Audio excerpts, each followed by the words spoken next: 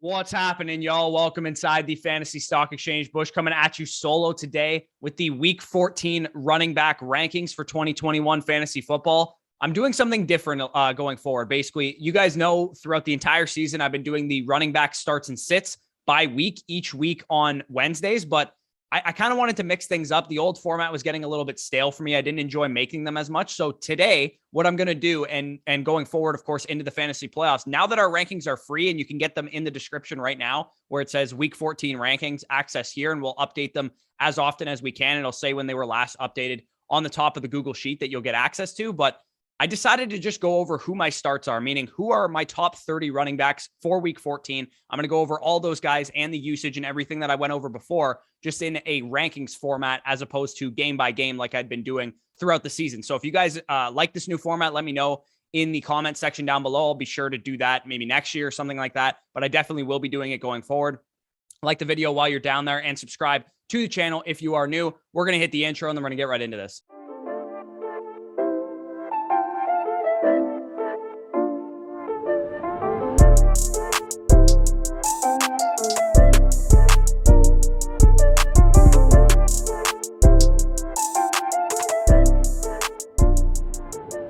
Okay, so similar to weeks past, you guys can see the running back matchup chart on the screen right now. This takes into account rank and adjusted fantasy points allowed, rank and rush defense DVOA, receiving fantasy points allowed, meaning receptions, receiving yards, and receiving touchdowns. This is available also on my Twitter at FootballStock on the screen right now. You can follow me over on there to see a bigger view of this, but I will be leaving this on the screen throughout the whole time. You can make reference to it as I'm talking about each running back. So what I'm going to do is I'm going to go 6 running backs at a time. And I'm going to talk about their outlook this week and some of the usage and trends that we've been seeing, any injury news, et cetera, et cetera. So we're going to start with the top 6 running backs. Of course, these are the elite guys. I'm sure you guys are starting them, but what we're going to talk about basically is some of the trends that we've been seeing. So my RB1 on the week is Austin Eckler. We don't have Jonathan Taylor this week. He is on bye, as are the Eagles, the Patriots, and the Dolphins, I believe, are the other team that are on bye. Just somebody correct me if that's wrong, but basically, with Austin Eckler, he is a phenomenal play this week. Keenan Allen and Mike Williams are both question marks. Mike Williams is unvaccinated. He has been moved to the COVID list. Apparently, Keenan Allen is vaccinated, but he has tested positive for COVID-19. So we don't actually know if either of those guys are going to play in this game. I would say Keenan Allen has a higher chance of playing than Mike Williams because of the COVID concerns that they're dealing with. But the Giants are a top 10 matchup in adjusted fantasy points allowed, as you guys can see above me, for the running back position, and specifically against pass catching running backs, they rank 11th. So the passing production will see an increase generally just because Mike Williams and Keenan Allen might not play in this game. But it's good to know also that the Giants are not great at defending pass catching running backs. So that is great news for Austin Eckler in this one. He is my RB1 on the week. No qualms about starting him here. And of course, that makes him very viable in DFS as well, if he is my RB1 on the week. Number 2 is Alvin Kamara. Now, Alvin Kamara, this is a kind of a projection at this point in the week. It is only Thursday as I'm recording this. There's a lot of factors for Alvin Kamara right now. Number 1, he's coming off of a multi-week knee injury, and we're still worried about, is he going to be limited in any way? Something like that. Mark Ingram is on the COVID list, though, and it's unlikely that he is going to play in this game because he would have to test negative on Saturday and Sunday, which usually doesn't happen because they got to travel with the team and such. So Mark Ingram likely out for this game. Kamara got in a full practice yesterday, Wednesday, as I'm recording this right now, which is excellent news. Before Mark Ingram was traded for, Kamara registered 5 straight games of an 80+% snap share before he got to town. So against the single easiest matchup in the NFL in the New York Jets, I'm willing to play Alvin Kamara in all formats if Mark Ingram is out for this game. If Ingram is back, then of course I'll have to adjust my rankings a little bit, but this is still a great spot for Alvin Kamara, and there's no way he's not in my lineup this week. Joe Mixon is number 3 on the list. Suffered a neck injury on Sunday, which looked a little bit scary. Looked like he was going to be out for significant time, but he did return to the game, did continue to get work when he came back, and he wasn't limited in practice by the neck injury yesterday, as of the most recent injury report that we have. Apparently, he missed practice due to an illness, non-COVID-19 related, according to head coach Zach Taylor. Should be good to go this Sunday. No problems about starting him this week against the San Francisco 49ers. They're a pretty good run defense, but Joe Mixon is, of course, a workhorse back, so he should be just fine. Najee Harris, speaking of workhorse backs, has registered 26 touches and 97% of the snaps in last week's game. You have to start him. I know the Steelers offense can be frustrating.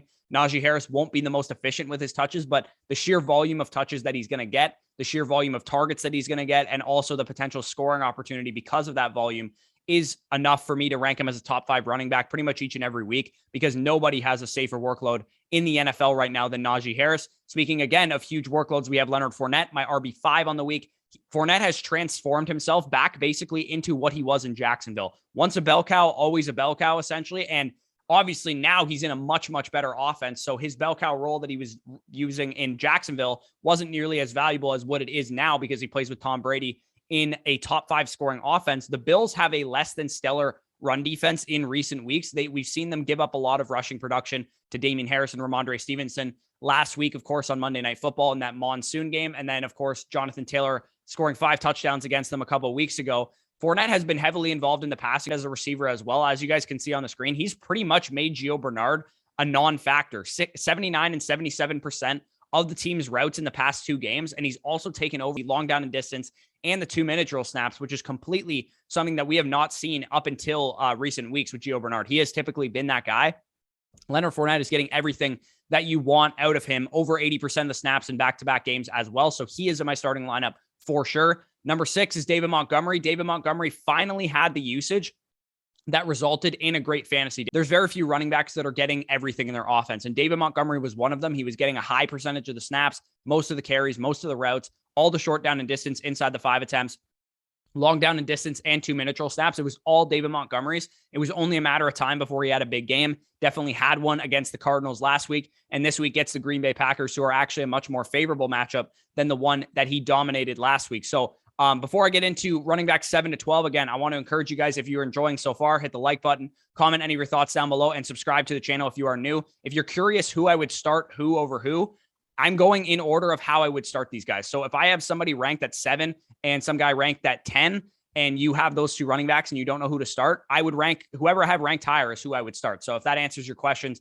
let me know, but leave a comment anyway, because it does help us in the YouTube algorithm. So running backs 7 through 12, we have Antonio Gibson. As you guys can see on the screen right now, he is my number 7 running back on the week. He has recorded back-to-back games of 28 plus opportunities. He had 28 last week and he had 36 2 weeks ago on Monday Night Football. Without JD McKissic last week, he saw that Christian McCaffrey usage that we were hoping for coming into the season. I wrote an article back in, I don't know, June or July or something like that, where I compared Antonio Gibson to the next Christian McCaffrey because of the tendencies of the coaching staff. And the question is, will he kind of return to that role? 82% of the snaps last week, 77% of the carries, 68% of the routes, and also finally involved long down and distance and 2-minute drill situations, which is important for Washington because they're not a very good team. They're not a team that's going to be winning a whole lot of games. So will he be back to that role if JD McKissic returns in this game? Because he is, he had a concussion. Usually you don't see players miss multiple weeks with a concussion. It is a tough matchup this week, but 27% of Antonio Gibson's fantasy points last year came against Dallas. And Dallas is obviously a much better defense than they were last year, but it is worth noting that Antonio Gibson had his 2 best games of the season against the Cowboys in his rookie season. So that is definitely something encouraging to see. Number 8, we have Javonte Williams. And again, this could depend on Melvin Gordon's status. I might move him down a little bit, but we absolutely saw glorious usage from Javonte Williams on Sunday Night Football. Does that continue with Melvin Gordon coming back potentially, or do we see Javonte Williams fully installed as that workhorse back that we wanted to see him installed at from the very beginning of the season? Obviously, last week without Melvin Gordon, he had 78% snap share, 82% of the carries, 65% route participation, short down and distance, long down and distance, 2-minute drill. Everything was Javonte Williams, and he saw a good amount of opportunities and targets as well. The question, of course, is that does his role change if Melvin Gordon is back? Now, what I'm thinking is that if Melvin Gordon is back in this game, Javonte Williams sees about halfway in between what he saw last week and what he saw in the previous 2 games. So as you guys can see on the screen, he had been close to 60% of the snaps in the 2 games prior to last week when Melvin Gordon was out. I could see Javonte Williams being a 65 to 70% snap share running back with Melvin Gordon back in the lineup this week, which is probably what I expect to happen.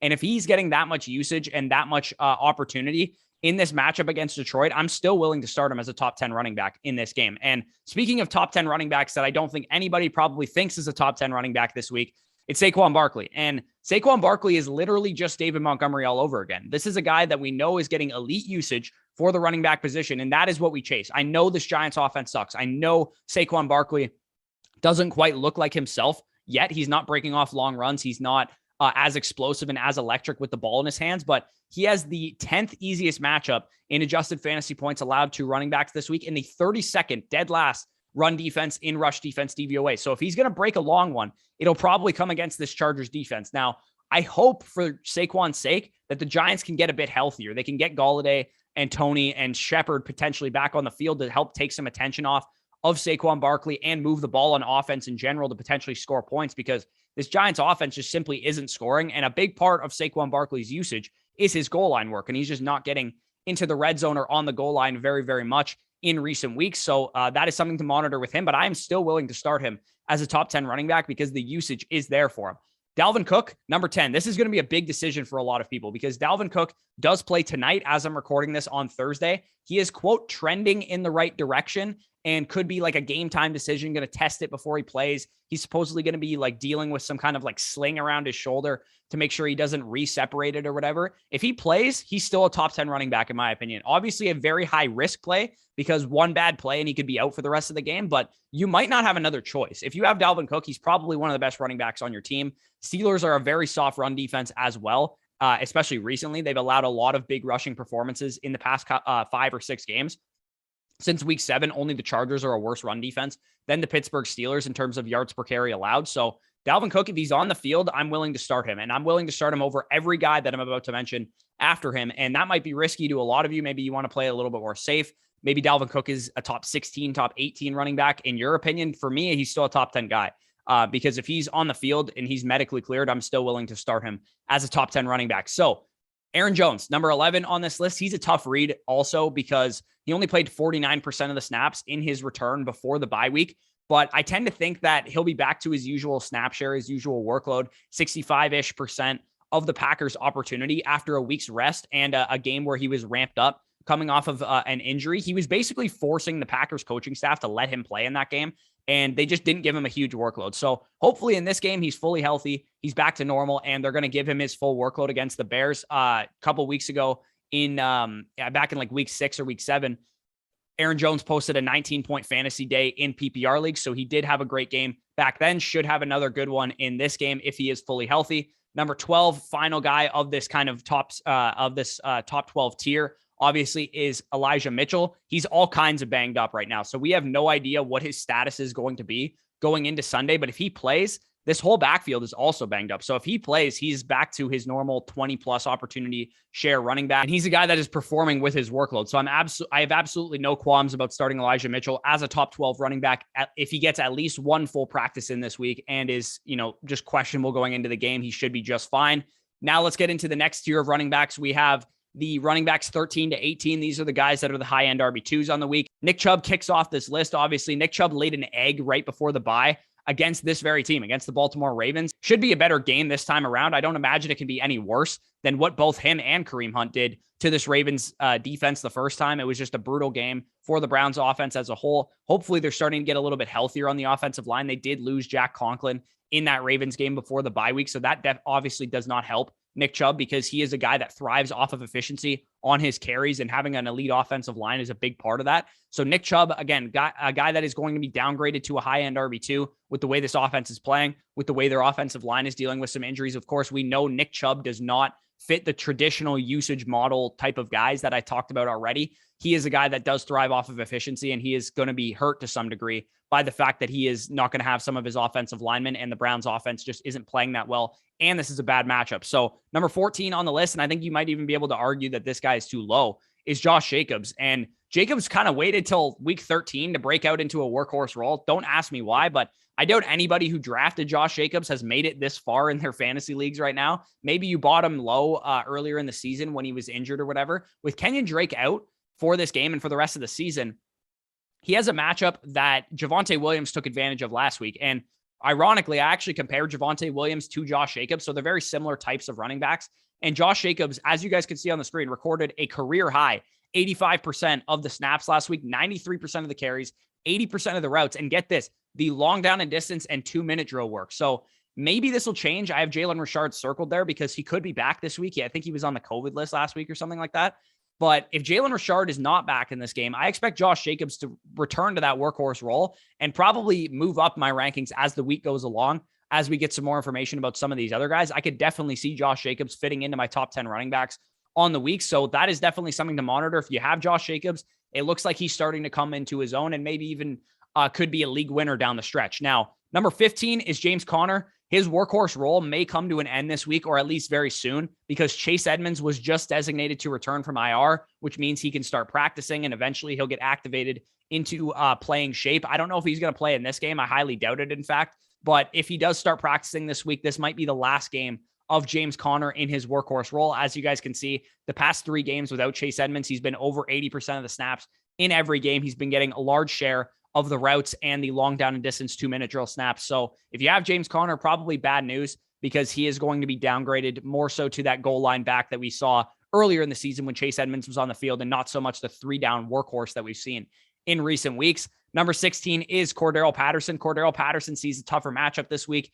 He also breaks pretty much every usage model in the book, because this is a guy that's literally played 50% of the snaps on the season and is a top 10 running back or wide receiver, depending on how you look at it. So I can't physically rank him any higher than this, because the Panthers were able to stifle him the last time that they played the Panthers. And I don't have a whole lot of faith in this Falcons offense in general. So I have him at 16 as of right now. Number 17, James Robinson had a certified dud last week. If you guys played James Robinson, you know what I'm talking about. He fumbled, got benched, and there's been fallout this week from James Robinson himself talking about it, from his quarterback Trevor Lawrence talking about it, saying things like, James is one of our best players. He needs to be out there. He needs to be on the field. I'm still willing to start James Robinson as a back-end RB2. I'm kind of looking at last week as an anomaly. They don't have a better option in that backfield. Maybe if Travis Etienne was healthy, then we would see the Travis Etienne shift from this point going forward. But of course, we didn't see that play out because Etienne got hurt in the preseason. So James Robinson to me is still a back-end RB2. Obviously a bad offense, not a great situation, but James Robinson is a talented running back and is going to get volume. So I'm still willing to start him in that top 18 range at running back. Zeke Elliott, honestly, I don't know what the fuck to do with this guy. He's going to keep playing through this injury that he's dealing with. So I'm going to downgrade him to a back-end RB2 because his efficiency is not going to be there. Tony Pollard is the far more efficient running back. You just have to hope with Zeke Elliott that he catches some passes, maybe gets into the end zone in a great matchup, in a great offense. Obviously, this matchup is not very great for him because Washington is much more of a pass funnel defense. They're a lot worse against wide receivers than they are against running backs. But if Dak Prescott can move the ball, if Amari Cooper and CeeDee Lamb can generate offense in this game, then it's going to mean good things for Zeke Elliott. He's going to have goal line opportunities and so on and so forth. So let's get into the final tier of the top 24. And then I'm going to just kind of skim through the 25 to 30 range just because they're a lot less important and we need more information for a lot of them. But we're going to start with Clyde Edwards-Helaire at running back 19 on the week against the Las Vegas Raiders. Clyde is honestly just so annoying because Andy Reid is fully trolling this guy. The second he goes out, Darrell Williams gets an every down role. And the role that we wanted for CEH when CEH was drafted is the role that Darrell Williams gets as soon as CEH gets hurt. And then once CEH comes back, they're not going to give CEH that role. That's pretty much how Andy Reid is handling this situation. Williams is still getting the long down and distance 2-minute drill snaps and the majority of the routes for the team. So it's much more of a timeshare backfield in Kansas City than we probably would have liked to hope. With Clyde Edwards-Helaire coming into the season, of course, I wasn't very high on Clyde Edwards-Helaire. So thankfully I don't have a lot of shares of him or any shares of him for that matter. So Clyde Edwards-Helaire, as you guys can see, is still getting carries. So he is still a guy that is still startable as a top 20 running back in the offense that he plays in because he's still getting 15 plus carries a game in the Kansas City offense. And that could lead to big plays, could lead to touchdowns. And he still sometimes gets some targets and sometimes gets some work on the goal line. So it's still a guy that I'm willing to start as a top 20 running back, but not a guy I'm overly excited about. So number 20 on this list, closing out the top 20, is Devonta Freeman. I will admit I was wrong on Devonta Freeman because coming into this game, I talked about how the fact that, as you guys can see on the screen, his usage has kind of leveled out with Latavius Murray. And of course, with Lamar Jackson in the backfield, you have to worry about him taking away carries and such as well. But last week, he got the usage that you'd love to see from a top 20 running back, 69% of the snaps, good share of the carries, 61% of the routes. And he actually saw quite a bit of targets and long down and distance, short down and distance,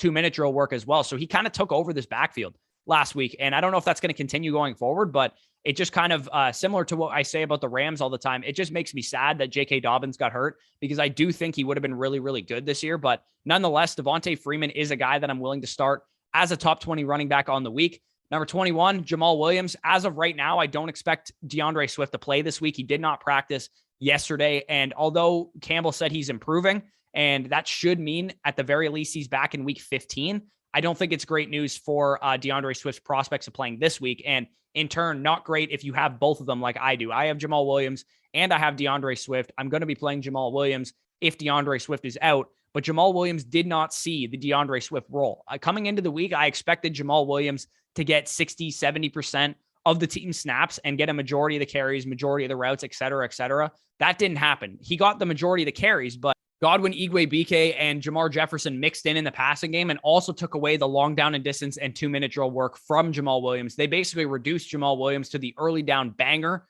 who's going to get the goal line work if there is any, but that's not what we want in the Detroit Lions offense, right? They won their first game of the season last week. So we're not expecting them to be up in this game, especially not against Denver, who is a much more fundamentally sound team than they are. So I would say that Jamal Williams is a guy that you can start as a back-end RB2, but I wouldn't go ham and play this guy in DFS and think that he has some monster ceiling because he's simply not getting the usage that we would have liked to see with DeAndre Swift out. So number 22 is Kareem Hunt. Again, I kind of already touched on it with Nick Chubb. Brutal game against Baltimore before the bye week. But again, you know what his role is. You know how he's going to get his fantasy points. We know what he can bring to the table. The Ravens are a very tough matchup, though. So the Browns being at home definitely helps them, but I'm not excited about starting either of these Browns running backs. And I'm especially not touching them in DFS leagues this week because the Ravens are just way too stingy against the run, and the Browns are dealing with a lot of inconsistency, injuries on offense, including to their quarterback, who's going to downgrade the offense as a whole. Number 23 is Tony Pollard. With Zeke basically hobbled going forward and in this game,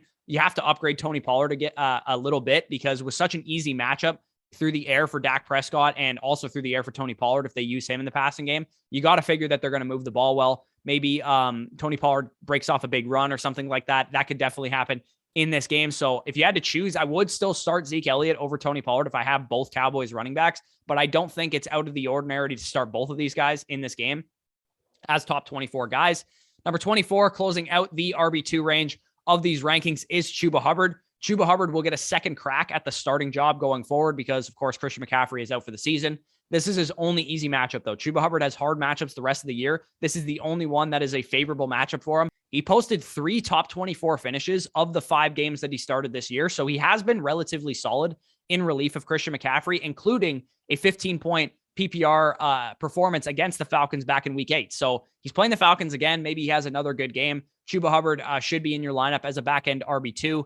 And I'll just quickly, briefly go over this final tier of running backs just because there's a lot up in the air with these guys. Just going to skim through them. Michelle and Henderson, we have no idea how this backfield's going to shake out yet. So if Darrell Henderson is playing and at full strength, I'm willing to say that I would start Darrell Henderson over Sony Michel, but I'm not confident in it because it sounds like they really like Sony Michel. Sounds like he's playing the better game right now and is more healthy. So I have no idea how this backfield's going to shake out. We'll have to wait and see. AJ Dillon isn't someone I'm excited to start with Aaron Jones fully back from his injury. Alexander Mattison is, again, obviously going to be downgraded by the fact that Cook is expected to play. Of course, if Dalvin Cook is out, then you could start Alexander Mattison as a top 5 running back on the week. But if Cook plays, then I'm not excited about starting Mattison. Rex Burkhead at 29 is not a bad option, I would say, in a great spot this week, but we don't know if David Johnson's going to be back. And then we randomly saw Royce Freeman also eat into his workload. So great matchup against Seattle. Rex Burkhead is the Texans running back that I would start if you had to start one, but not excited about starting him. And then both of the Titans running backs, I actually have back-to-back. I have Foreman at 30 and Dontrell Hilliard at 31 as fringe starts. Foreman saw 20 opportunities before the bye week, so he's the one I'd prefer if you had to start one of these guys, but also neither one is extremely desirable. Hopefully, if you guys are making a playoff push, you don't have to rely on anybody in this tier. You can rely on the guys that I talked about ahead of them because the Jags especially are solid against the run in the case of the Titans running back. So if you guys did enjoy this video, as always, hit the like button, comment any of your thoughts down below, and subscribe to the channel if you are new. Access to the weekly rankings is in the description. So any updates and any changes that happen throughout the week will be reflected there on a daily basis as usual. So tune into Thursday's live stream tonight for any start-sit questions that you might have. Of course, a lot of Dalvin Cook stuff will be coming as we're on that live stream. So if you want to be tuned into the news, we'll have you covered there. So peace out, guys, and I'll talk to you soon.